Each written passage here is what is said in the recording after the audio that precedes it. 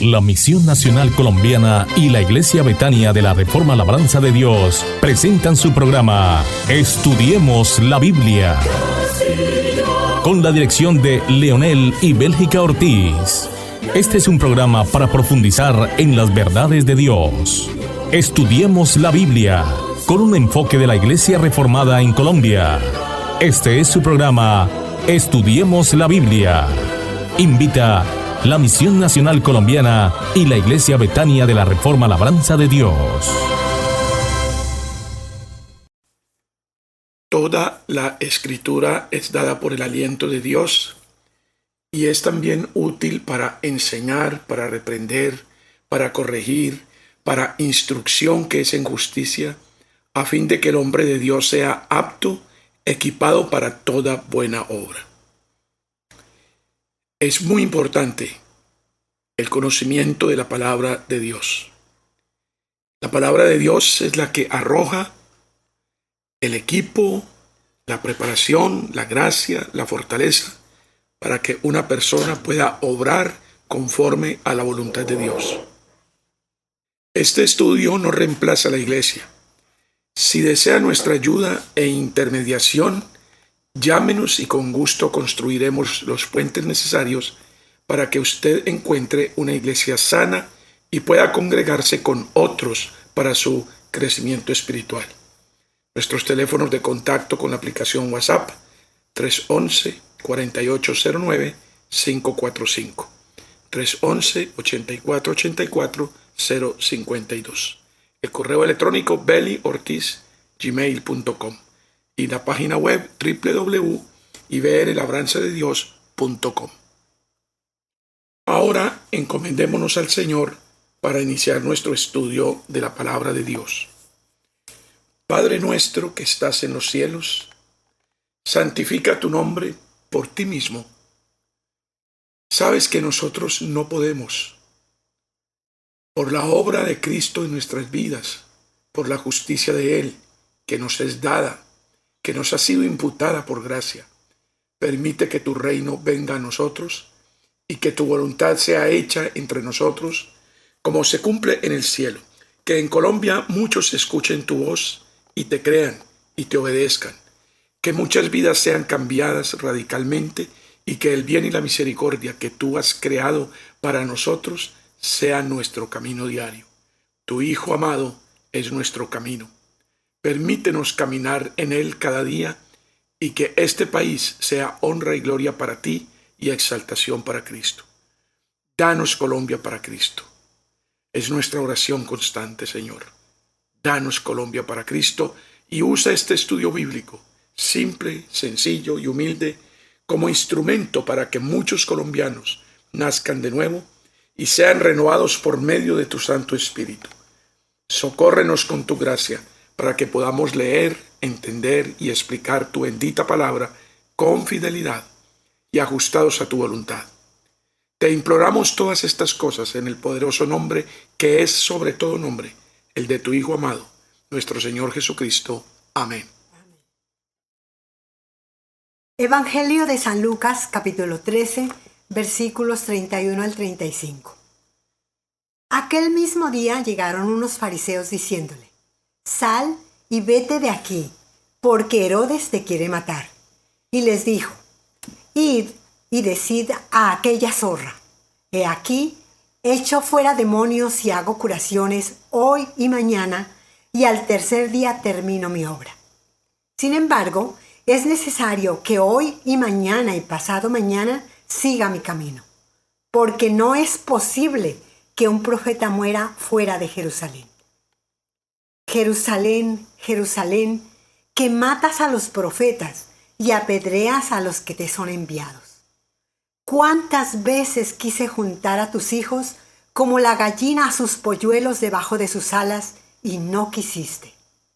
He aquí, vuestra casa os es dejada desierta, y os digo que no me veréis hasta que llegue el tiempo en que digáis: bendito el que viene en el nombre del Señor. Estamos frente a una tremenda reprensión de parte de nuestro Señor Jesucristo para con el rey Herodes y el pueblo de Jerusalén.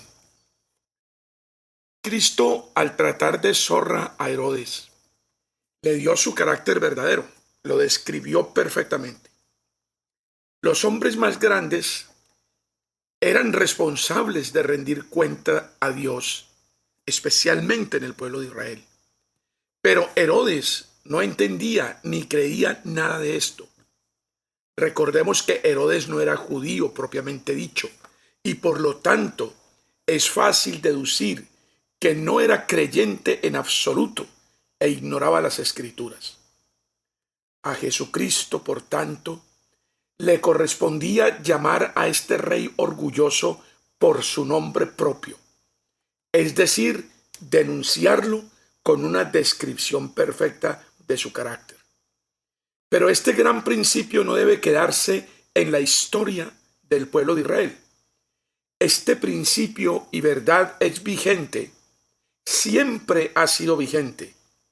Nuestros hombres en eminencia, como suele llamarlos la Biblia, a aquellos que tienen autoridad y gobierno, deberían sopesar esto y reflexionar seriamente sobre el tema. Su nivel de responsabilidad ante Dios es de extrema gravedad.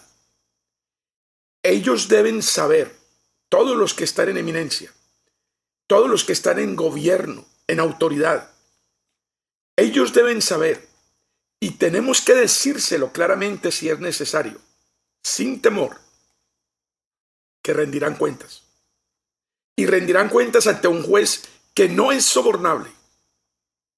Rendirán cuentas ante Dios, la máxima autoridad del cosmos. Vemos en las Sagradas Escrituras lo que dice Dios acerca de las autoridades.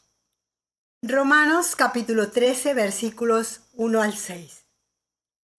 Sométase toda persona a las autoridades superiores, porque no hay autoridad sino de parte de Dios, y las que hay por Dios han sido establecidas. De modo que quien se opone a la autoridad, a lo establecido por Dios resiste, y los que resisten acarrean condenación para sí mismos. Porque los magistrados no están para infundir temor al que hace el bien, sino al malo. ¿Quieres, pues, no temer la autoridad? Haz lo bueno y tendrás alabanza de ella, porque es servidor de Dios para tu bien. Pero si haces lo malo, teme, porque no en vano lleva la espada, pues es servidor de Dios, vengador para castigar al que hace lo malo. Por lo cual es necesario estarle sujetos, no solamente por razón del castigo, sino también por causa de la conciencia. Pues por esto pagáis también los tributos, porque son servidores de Dios que atienden continuamente a esto mismo. Veamos detenidamente lo que dice Dios acerca de las autoridades. Primero, en el versículo 1 dice que son establecidas por Dios y les debemos sumisión. Vamos a detenernos un poco en este texto porque este es uno de los textos bíblicos que menos escuchamos en sermones, exposiciones, conferencias o en conversaciones entre cristianos y no cristianos. Entonces, lo primero, en el versículo 1, dice que las autoridades, sean quienes sean, son establecidas por Dios y les debemos sumisión. Aclaro que la única desobediencia civil que es legítima es aquella que es contra determinaciones gubernamentales que me obligan a ofender a Dios o negarlo. Segundo, en el versículo 2 dice que resistir a la autoridad es resistir a Dios. Y esto, dice el versículo, lleva a condenación. Tercero, en el versículo 3 dice que la autoridad existe para persuadir a los malos mediante el temor a su fuerza, por lo que representa y a quien representa. Cuarto, en el versículo 4, lógicamente, dice que es servidor de Dios para servir a los que obran el bien, oigan bien, para servir a los que obran bien, y es vengador de Dios para castigo y destrucción de los delincuentes.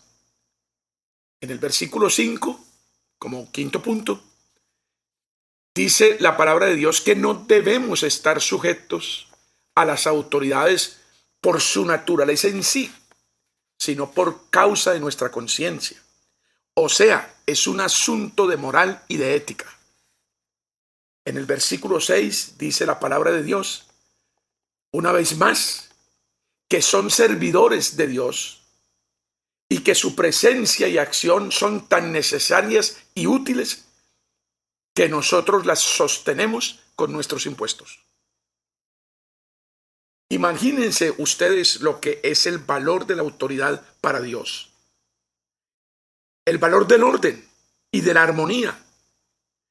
Quienes son agentes de Dios para garantizar la autoridad y por ende la paz entre los seres humanos, tendrán que responder por mucho y se les demandará explicación y justificación de lo que hicieron o de lo que no hicieron con todo ese poder que se les delegó, con toda esa autoridad. Es necesario que los hombres y mujeres revestidos de autoridad y poder en la tierra sepan que son ministros de Dios y que responderán por su gestión minuciosa y detalladamente. Esto lo deben saber todos los que están en algún nivel de autoridad. Salmos 103, versículo 6. Jehová es el que hace justicia y derecho a todos los que padecen violencia. Al fin y al cabo, todo empieza en Dios y termina en Dios. Si hay injusticia en este mundo, no es por parte de Dios. Es por la falla de sus instrumentos. Es por la pecaminosidad de los seres humanos. Es por la tendencia al mal. Por lo que hay de malo, naturalmente, en el corazón del ser humano. Y a esto no le queremos prestar atención. El problema humano, el mal humano, está en el corazón del humano, no por fuera del humano, en el corazón. Sigamos escuchando a Dios acerca de este tópico. Isaías capítulo 5, versículos 21 al 24. Ay de los sabios en sus propios ojos y de los que son prudentes delante de sí mismos. Ay de los que son valientes para beber vino y hombres fuertes para mezclar bebida, los que justifican al impío mediante cohecho y al justo quitan su derecho. Por tanto, como la lengua del fuego consume el rastrojo y la llama devora la paja, así será su raíz como podredumbre y su flor se desvanecerá como polvo, porque desecharon la ley de Jehová de los ejércitos y abominaron la palabra del Santo de Israel. Esta última parte del versículo 24 que acaban de escuchar es exactamente la radiografía precisa de lo que hoy somos. Desechamos la ley de Jehová. La minimizamos, la despreciamos, la pisoteamos, no la tenemos en cuenta y abominamos la palabra del Santo de Israel. Ese es nuestro problema hoy.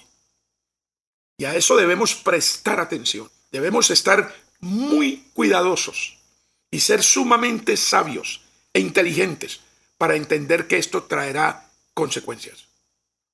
Señores encargados del orden y los defensores de los derechos, todos aquellos que son garantes de la justicia, legisladores, ejecutivos, dirigentes, hombres de empresa, grandes industriales, ustedes responderán al justo Dios por sus dones, por sus posiciones, por sus encomiendas, por todo lo que se les ha dado en esta tierra, para que sea administrado y beneficie a todos, no para que ustedes sean saciados en su avaricia y en su codicia. Esto tienen que oírlo nuestros hombres y mujeres de Colombia en eminencia, en el gobierno, en la autoridad. Sigamos escuchando al Señor para que no sean mis comentarios, ni mis opiniones, ni mis pensamientos, sino que la palabra de Dios, la espada del Espíritu, la que penetre en sus mentes y en sus corazones. Isaías capítulo 10, versículos 1 al 3. Ay de los que dictan leyes injustas y prescriben tiranía para apartar del juicio a los pobres y para quitar el derecho a los afligidos de mi pueblo, para despojar a las viudas y robar a los huérfanos. ¿Y qué haréis en el día del castigo? ¿A quién os acogeréis para que os ayude cuando venga de lejos el asolamiento? ¿En dónde dejaréis vuestra gloria? Volvamos a nuestro texto de estudio en Lucas 13, después de esta porción que nos debe llevar a la reflexión en cuanto a la responsabilidad de los que están en eminencia. Ya en el versículo 33, allá en el capítulo 13 de Lucas, dice: sin embargo es necesario que hoy, mañana y pasado mañana siga mi camino, porque no es posible que un profeta muera fuera de Jerusalén. El Señor Jesucristo dijo que él sabía que debía morir dentro de muy poco tiempo, y cuando muera, dice, cuando suceda eso, seré perfeccionado. Habré completado mi tarea. El Señor Jesucristo administraba bien su tiempo y tenía bien claro cada paso para cumplir en su misión, la cual le había sido confiada por el Padre y por lo cual el Padre lo había enviado a esta tierra. Tenía bien claros sus valores y una escala perfecta de prioridades. Bueno es que miremos el tiempo que tenemos ante nosotros como muy corto. Bueno es que aprendamos que nuestra vida es fugaz. Es como neblina. Hoy somos, mañana no somos. Debemos ser conscientes de la fugacidad de nuestra vida. No nos podemos dar el lujo de perder el tiempo o de invertirlo o gastarlo en cosas vanas. Este ejemplo de nuestro Señor Jesucristo nos fue dado y dejado registrado en las Escrituras para que nos estimulara a hacer la obra del día en su día. Es decir, no vacilar en hacer el bien, en hacer lo correcto, lo justo. La maldad de las personas y de los lugares que son mucho mayores que los que profesan la religión y relación con Dios desagrada y contrista especialmente al Señor Jesucristo. El juicio del gran día convencerá a los incrédulos, pero es necesario y urgente que aprendamos con gratitud a acogernos al bien que está en Dios y que es manifestado en su bendita palabra, y así beneficiaremos de todos los que vienen en el nombre del Señor a llamarnos para participar de su gran salvación. Que no sea demasiado tarde cuando caigamos en la cuenta de que era necesario arrepentirnos. Analicemos de cerca lo que en este pasaje podemos admirar como valor y al mismo tiempo como ternura. Concentrémonos en unos instantes en la parte del pasaje de Lucas 13, del 31 al 35. Frente a la insinuación: sal huyendo de aquí, que Herodes te quiere matar, el hecho de referirse tan fuerte y claramente contra el rey Herodes, sanguinario como era, fue un acto de valor, un acto de valentía del Señor Jesucristo, indiscutiblemente. Valor que nos falta hoy día a los cristianos. En primera instancia, todos queremos evitar la persecución, la confrontación, el marginamiento, las amenazas y la inseguridad. Queremos vivir bien asegurados y tranquilos. Por eso no hablamos. Por eso no abrimos la boca. Y eso nos está matando. Con su apelativo descriptivo de zorra, le mandó a decir al rey de que tomara nota que él estaba echando los demonios y curando los enfermos hoy y mañana hasta que acabe mi obra, mi labor, y pasado mañana también. Así es que hoy y mañana y pasado tengo que seguir adelante, porque un profeta no puede morir fuera de Jerusalén. Luego estuvimos contemplando en la lectura su famoso lamento sobre Jerusalén. El problema no era solamente de Herodes, el problema era también del pueblo, de la gente. El problema hoy en día no es solamente de los gobiernos, el problema hoy en día es el pueblo también. Y si vamos a ser justos, tenemos que aceptar nuestros niveles de culpa por la situación en que vive el país y el mundo. Ay, Jerusalén, Jerusalén, dijo el Señor, que matas a los profetas y apedreas a los enviados de Dios. Ahora, hay muchas maneras de matar a los profetas, no solamente pegándoles un tiro. Hay maneras y maneras de acabar con ellos, ignorando su voz, ignorando su exhortación, su predicación, su enseñanza, su ejemplo. El Señor Jesucristo aquí condena a Jerusalén por la costumbre que tenían de quitarse de en medio a los profetas que les eran molestos porque les decían la verdad. Hoy el mundo no tolera la verdad. Es más, la ha desdibujado. Ha elevado la mentira a unos niveles exorbitantes y molestos y repudiables de veneración. Ay, Jerusalén, Jerusalén, que matas a los profetas y apedreas a los enviados de Dios. ¿Cuántas veces, aquí está la ternura, cuántas veces quise reunir a tus hijos como reúne la gallina a sus polluelos debajo de sus alas? ¿Cuántos siglos lleva el Señor Jesucristo rogando, dice Pablo, a través de nosotros, que nos arrepintamos, que dejemos nuestras malas obras, que nos acerquemos a Dios, que tomemos su mano, que consideremos su palabra y su oferta de paz? En todo esto hay mucha ternura y hay mucho amor. Este es uno de los pasajes más interesantes del Evangelio de Lucas, por lo que nos permite saber del trasfondo de la vida de nuestro Señor Jesucristo, lo cual es muy importante para nosotros. A primera vista, parece que nos da información sorprendente acerca de algunos fariseos que no eran hostiles a Jesús. No todos los fariseos estaban en contra de él. Aquí aparecen unos que le advierten del peligro y le aconsejan que se ponga a salvo. Es verdad que los evangelios nos dan una imagen unilateral de los fariseos. Los mismos judíos sabían que había fariseos buenos y fariseos malos. Los dividían en 7 categorías.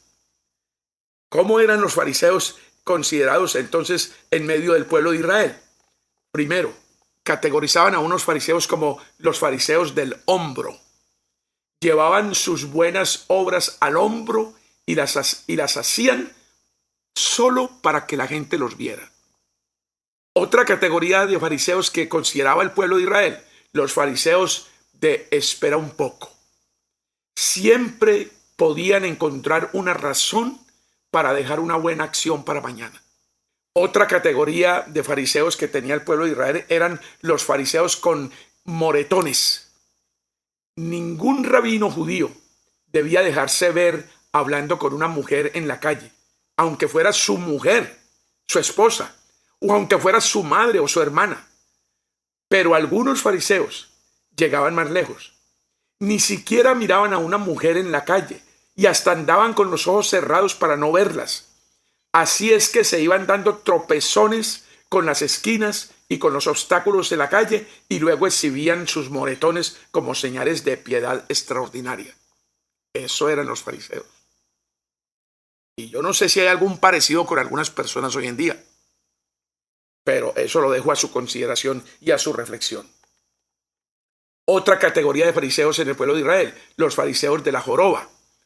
Andaban doblados con una falsa y rastrera humildad.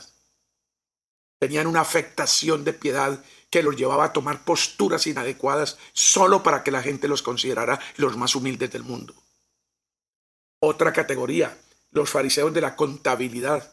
Siempre estaban apuntando sus buenas obras, como llevando la cuenta y el debe, el haber con Dios. Esto es lo que Dios debe tener en cuenta de lo bueno que yo he hecho. Y otros fariseos eran llamados también tímidos y temerosos. Siempre estaban obsesionados con la ira de Dios. Su religión los perseguía más que ayudarlos. Era una carga terrible y era un látigo la religión para ellos. También encontramos la categoría de los fariseos que amaban a Dios. En último lugar, un pequeño reducto, un remanente, como los conocemos nosotros en las Sagradas Escrituras, como Nicodemo, como José de Arimatea, como otros. Los fariseos que amaban a Dios, seguían el ejemplo de Abraham y vivían la fe y el amor. Tal vez había 6 fariseos malos por cada uno bueno, pero este pasaje nos hace ver que también había fariseos que admiraban y respetaban a Jesús. Este pasaje nos muestra a Jesús hablando del rey de Galilea, Herodes Antipas, que quería poner fin a su carrera, a la carrera de Cristo. Para los judíos, Zorro era un nombre que representaba 3 cosas. Primero, se le consideraba el más astuto de los animales, el más destructivo, el símbolo de la bajeza y de la insignificancia. Era necesario mucho valor para llamar zorra al rey, especialmente tratándose del rey Herodes Antipas. El reformador inglés Latimer estaba predicando una vez en la abadía de Westminster, en Londres, y Enrique VIII, el rey de Inglaterra, estaba presente. Entonces muchos le decían: Latimer, Latimer, Latimer, cuidado con lo que dices, el rey de Inglaterra está aquí. O sea, midas en su sermón porque aquí está el rey, cuidado. Pero inmediatamente Latimer se corrigió en lo que decía la gente y en la catedral él pronunció lo siguiente: Latimer, Latimer, Latimer, cuidado con lo que dices, el rey de reyes con mayúscula está aquí. Por su fidelidad al rey de reyes y no a Enrique VIII, Latimer murió en la hoguera en el reinado de María Estuardo. Jesús recibía órdenes de Dios Padre y no estaba dispuesto a abreviar su misión un día para agradar a ningún rey humano como el rey Herodes Antipas, o los que querían que pusiera su vida a salvo. Recuerden la reprimenda que le dio a Pedro cuando Pedro dijo: ni se te ocurra subir a Jerusalén para que te maten. Él le dijo: apártate de mí, Satanás, me eres tropiezo.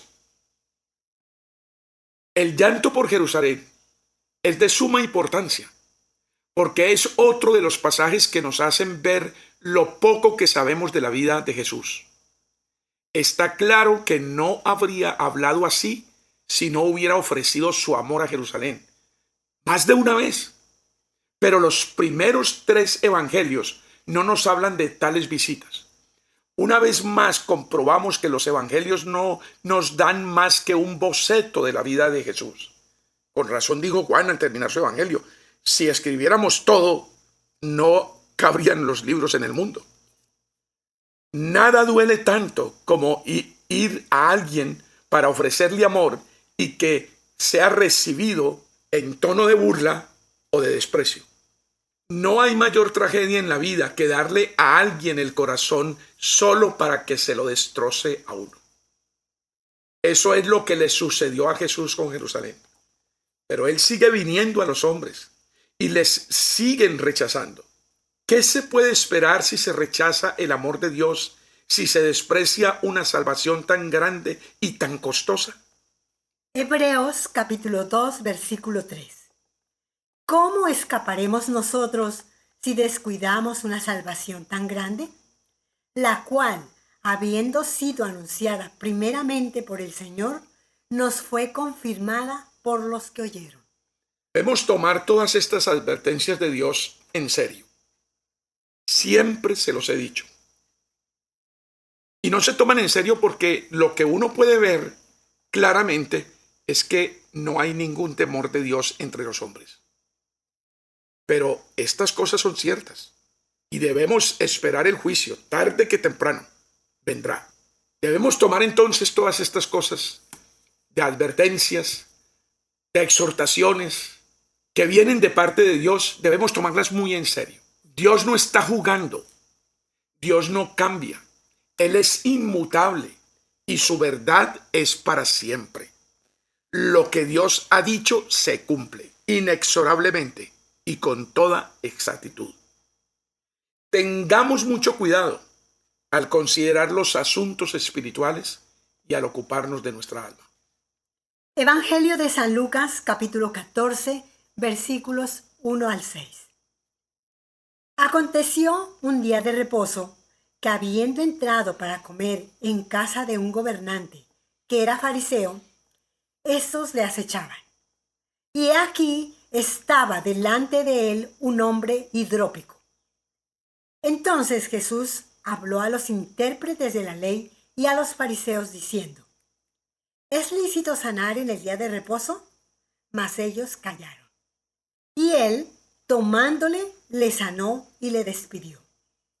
Y dirigiéndose a ellos dijo: ¿Quién de vosotros, si su asno o su buey cae en algún pozo, no lo sacará inmediatamente, aunque sea en el día de reposo? Y no le podían replicar a él.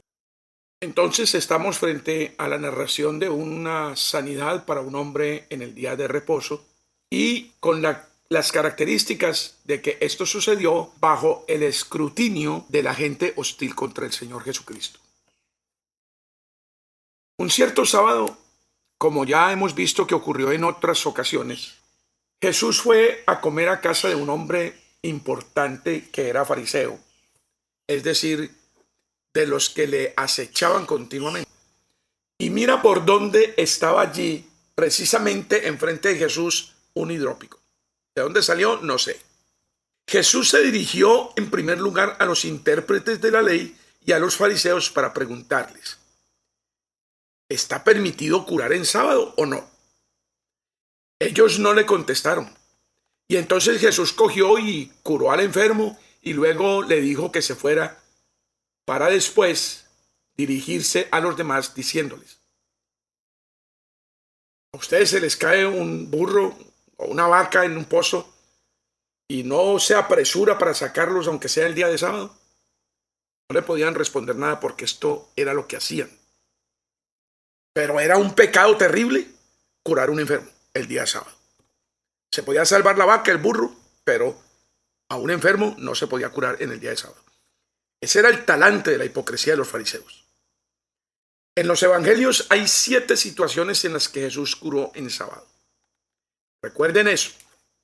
En Lucas ya hemos estudiado el relato de la curación de la suegra de Pedro en el capítulo 4, versículo 38. También el hombre que tenía el brazo seco en el capítulo 6, versículo 6. Y la mujer que llevaba doblada 18 años que recientemente consideramos en el capítulo 13, versículo 13. En el Evangelio de San Juan tenemos 2 más. La del paralítico de Betesda en el capítulo 5, versículo 9, que estudiaremos en muy cercano futuro, si Dios no lo permite. Y también vemos en Juan la curación del ciego de nacimiento en el capítulo 9, versículo 14. Y finalmente, en el Evangelio de San Marcos, encontramos la curación del poseído por el demonio que estaba en la sinagoga de Capernaum en el capítulo 1, en el versículo 21. Uno creería que un currículo así habría hecho que todo el mundo amara a Jesús y le creyera. Pero es un hecho lamentable que cada vez que Jesús hacía una curación en sábado, los escribas y los fariseos se convencían más de que era impío y peligroso, y había que acabar con él a toda costa. Para entender lo que le pasó a Jesús, es esencial recordar que para los judíos de su tiempo era un transgresor de la ley. Curaba en sábado, lo cual era hacer un trabajo y por tanto quebrantar la ley. Para los fariseos no había ninguna duda que Jesús era un criminal. En esta ocasión, un fariseo lo invitó a comer un sábado. Había unas reglas muy rigurosas acerca de las comidas del sábado. Esto tenemos que saberlo porque aquí podemos ver el colmo de la hipocresía de los fariseos. Había reglamentación respecto de la comida para los sábados. Por supuesto que no se podía cocinar, porque eso era un trabajo. Había que hacer la comida el viernes. Y si se tenía que mantener caliente, había que hacerlo de manera que no se siguiera cocinando. Así que se establecía que para mantener caliente la comida del sábado no se podía meter en residuos de aceituna, en la cáscara, o tampoco se podía colocar sobre yeso o arena, ya fueran húmedos o secos, ni en paja, ni en la cáscara de la uva o de las verduras, si estaban húmedos, pero sí se podía si estaban secos. Se podía poner entre paños, frutas, plumas de pichón y estopa de lino. El cumplimiento de tales reglas era lo que los escribas y fariseos llamaban religión. No nos sorprende que no entendieran a Jesús. No es improbable que los fariseos hubieran colocado allí al hidrópico a propósito para ver lo que iba a hacer el Señor Jesucristo. Le estaban acechando, palabra que quiere decir en el original, le estaban espiando con interés siniestro.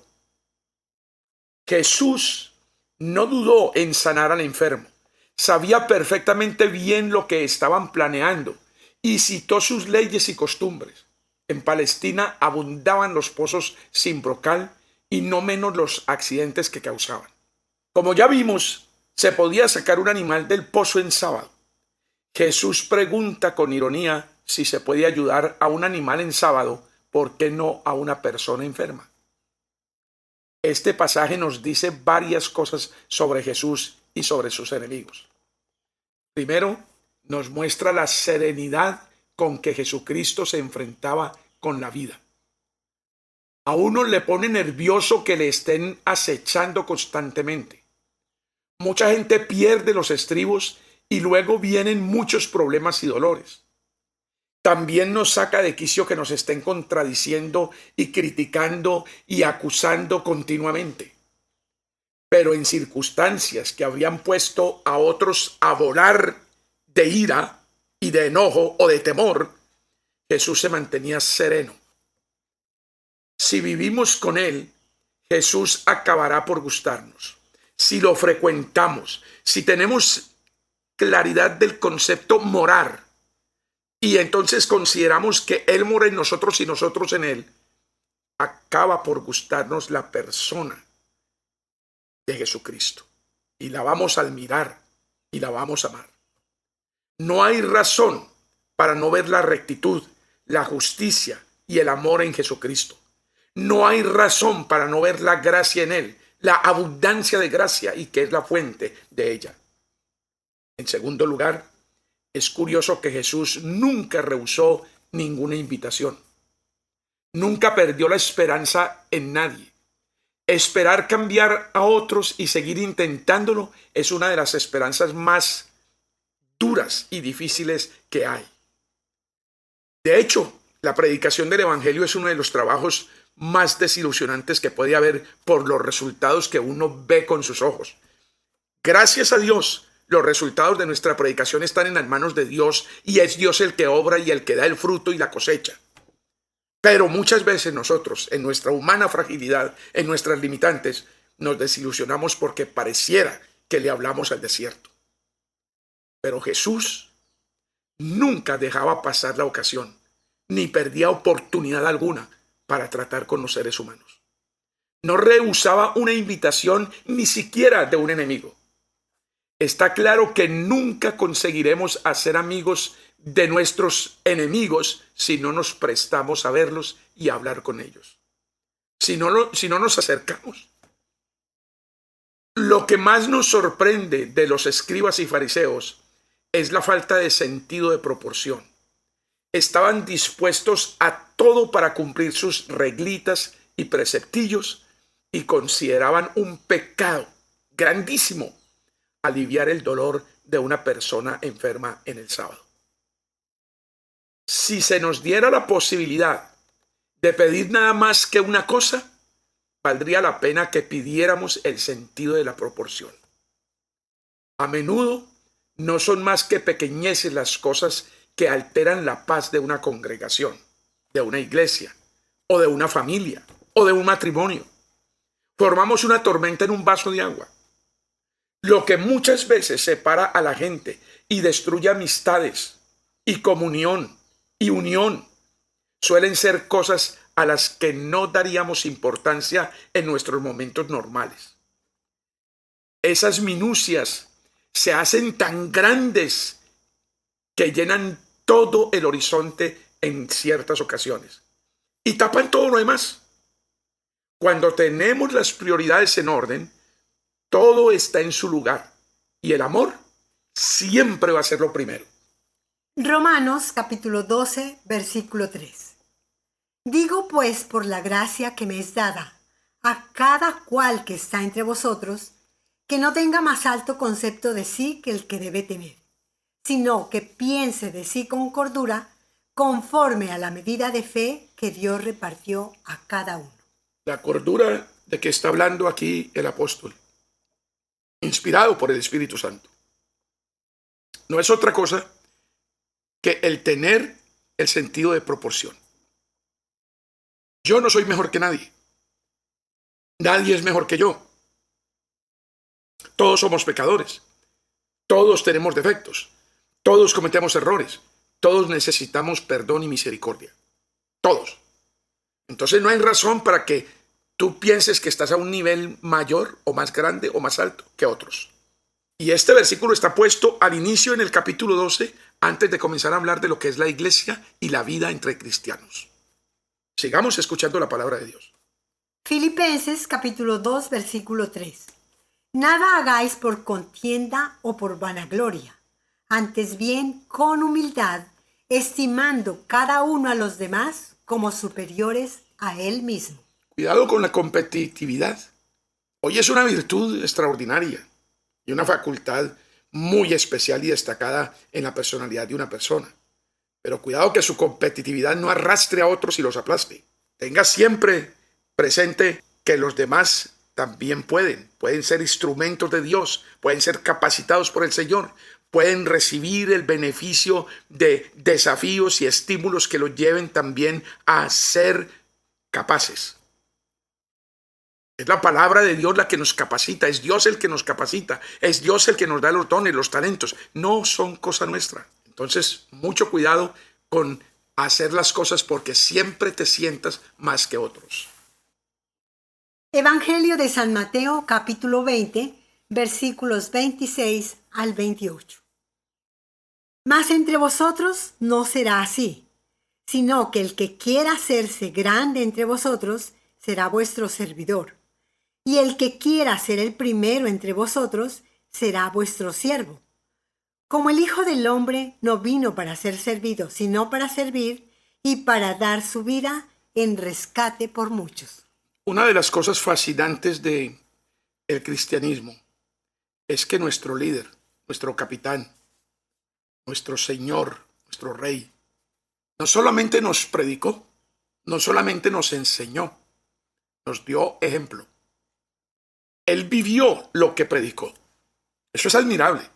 Y eso es algo que nos debe fascinar. Él estuvo al servicio nuestro, vino a servir y murió sirviendo. Y todavía, aunque no es siervo de nadie, porque es Señor de señores y Rey de reyes, se complace en servir a su pueblo. Esto es lo que muchos no comprenden. Qué interesante sería que te inquietaras por profundizar en estas cosas. Vamos a resumir lo que hemos estado estudiando en este día.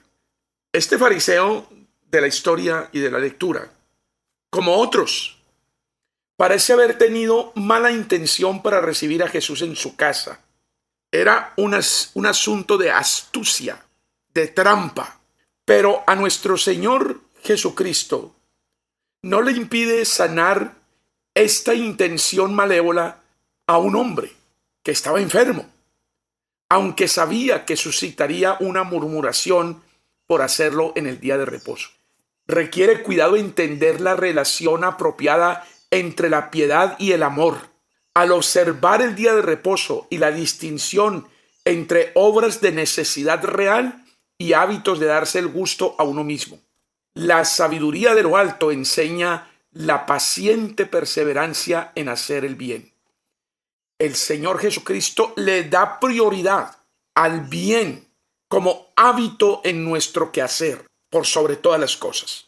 Tengamos eso siempre presente. Bendecir a otros con nuestras acciones, nuestras palabras, edificar, construir, sanar, consolar, está por encima de cualquier otra cosa. Para terminar, escuchemos la palabra de Dios. Gálatas capítulo 6, versículo 9. No nos cansemos, pues, de hacer bien, porque a su tiempo segaremos si no desmayamos. Acompáñenos en nuestro empeño de que muchos colombianos conozcan a Cristo y que este país sea ganado para el Señor en su gran mayoría.